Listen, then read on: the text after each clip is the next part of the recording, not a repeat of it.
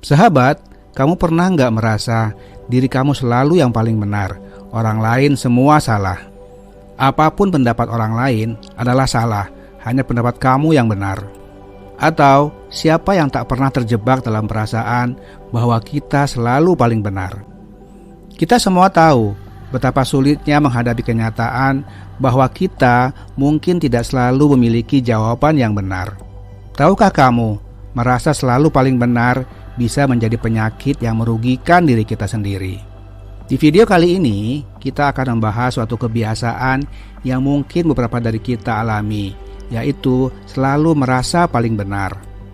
Kita akan bahas apa saja kerugiannya, dan juga bagaimana cara menghilangkan kebiasaan buruk tersebut. Selamat datang sahabat di channel Sukses Bahagia bersama Lesmana. Sebelum kita masuk ke dalam topik, mari kita lihat dulu permasalahan sehari-hari yang sering kali kita alami.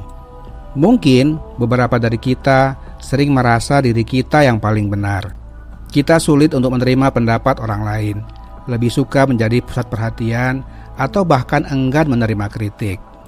Biasanya pada saat itu ada perasaan bangga terhadap diri kita, karena seolah-olah kita merasa tahu segalanya dan bisa mengontrol situasi atau percakapan. Saat itu, ego kita akan benar-benar terpuaskan. Namun sahabat, semua hal ini dapat menjadi hambatan besar dalam perjalanan kita menuju kesuksesan dan kebahagiaan. Dan tahukah kamu, merasa paling benar sendiri tidak hanya merugikan orang lain, tapi juga merugikan diri kita sendiri. Sekarang, mari kita bahas kerugian yang bisa terjadi saat kita terus-menerus merasa paling benar. Kerugian pertama, keterbatasan pertumbuhan pribadi. Merasa selalu benar dapat membatasi peluang belajar dan pertumbuhan. Kita bisa melewatkan pelajaran berharga karena tidak terbuka terhadap sudut pandang baru. Kerugian yang kedua adalah kesulitan dalam membangun hubungan. Sikap selalu merasa paling benar dapat membuat kita sulit untuk berkolaborasi dan membangun hubungan yang kuat. Orang-orang mungkin enggan bekerjasama dengan kita jika mereka merasa kita tidak mau mendengarkan. Kerugian selanjutnya adalah ketidakmampuan menerima kritik. Kesuksesan seringkali karena mau menerima kritik sebagai sarana untuk perbaikan. Merasa selalu benar bisa membuat kita menolak kritik dan melewatkan peluang untuk berkembang. Kerugian yang selanjutnya yaitu konflik dan ketegangan hubungan. Kebiasaan merasa selalu benar bisa menciptakan konflik dan ketegangan dalam hubungan pribadi dan profesional.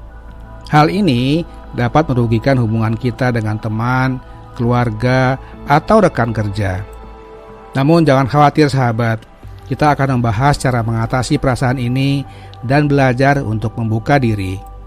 Karena ketika kita mampu menerima berbagai sudut pandang orang lain, kita membuka pintu untuk pembelajaran dan pertumbuhan.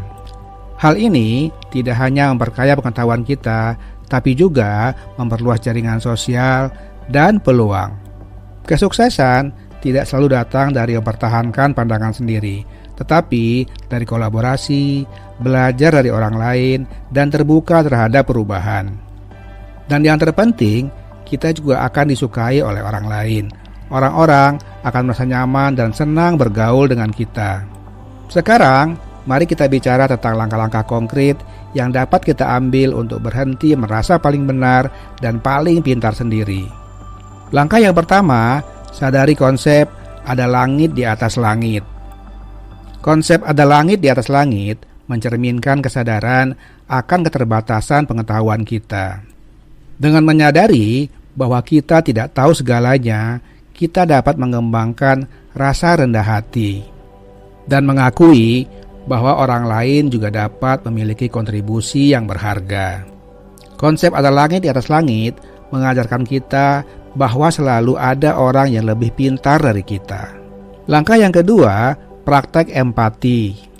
Berusahalah memahami pandangan dan perasaan orang lain dengan sepenuh hati. Ajukan pertanyaan dan dengarkan tanpa mencoba menginterupsi atau menilai.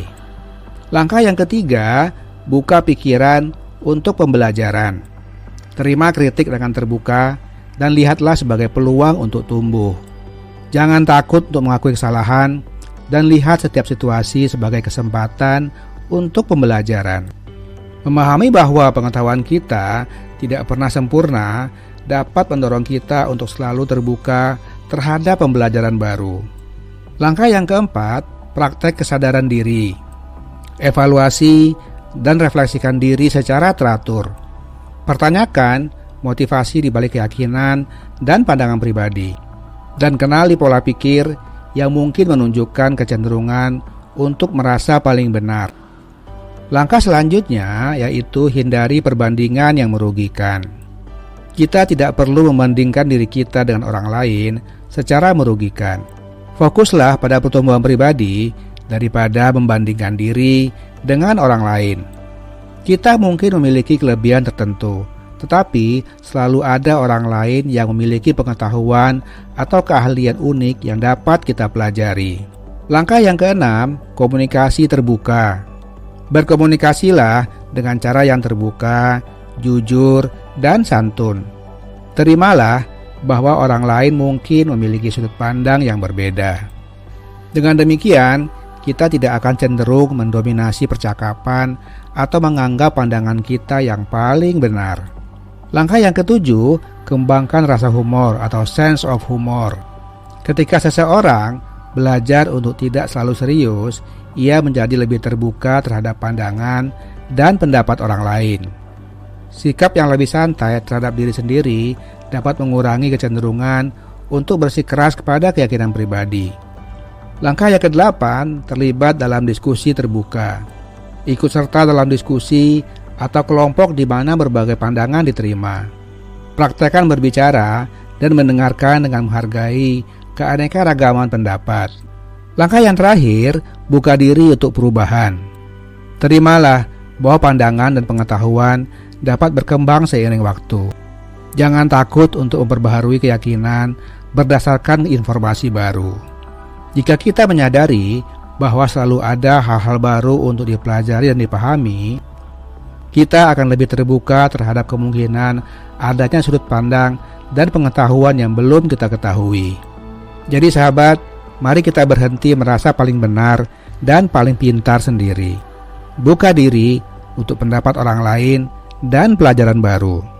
Ini bukan hanya tentang mencapai kesuksesan, tetapi juga tentang menciptakan kebahagiaan yang mendalam.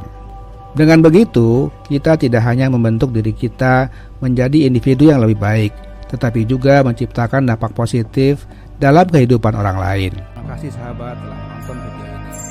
Semoga bermanfaat. Jangan lupa untuk subscribe, like, dan komen. Sampai jumpa di video-video berikutnya. Salam sukses dan bahagia.